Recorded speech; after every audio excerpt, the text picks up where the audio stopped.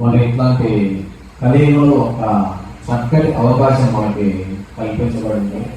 అదే భగవంతుని యొక్క నామాన్ని స్మరించడం, భగవంతుని యొక్క నామాన్ని జపించడం అందరికీ కూడా సులువైన పద్ధతి. మరి చూస్తున్నట్లయితే మనం అలాంటి అవకాశాన్ని ఎవరు కూడా వినియోగించుకోవడానికి ఆసక్తి చూపట్లేదు. చెప్పినట్టు అందరూ కూడా మనస్సు కలుగుతూ ఉంది, అన్నీ ఉన్నాయి. ఆరోగ్యం ఉంటుంది, ఆయుష్ ఉంది, మరి చక్కగా సంపదలు అందం అన్నీ ఉన్నాయి. కానీ జ్ఞానం అనేది లోపించి ప్రతి మనుషులు కూడా ఈర్ష్య, ద్వేషం, అసూయ ఎక్కువగా కనిపిస్తుంది. మనం మంచి మాటలు చెప్తే వినడానికి కష్టంగా ఉంటుంది, చెడు మాటలు చెప్తే చక్కగా వినడం, వెంబడి దానికి రియాక్ట్ అవుతున్నాం. అంటే దీనికి కారణం ఏంటంటే మనం చేసే సాంగత్యం.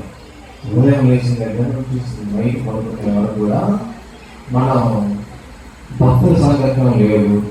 మనలాంటి వాళ్ళ సాంగత్యం చేస్తే మనం ఎప్పుడు కూడా అట్లానే ఉన్నాం. మనకంటే ఉన్నతమైన వాళ్ళ సాంగత్యం మనకి చాలా అవసరం. ఇక చెప్తే దానం. శ్రేయాం స్వధర్మో విగుణ పరధర్మో స్వనిష్ఠిత స్వధర్మో నిరమం శ్రేయ సర్వకీవిషై. అంటే ఏం చెప్పారు?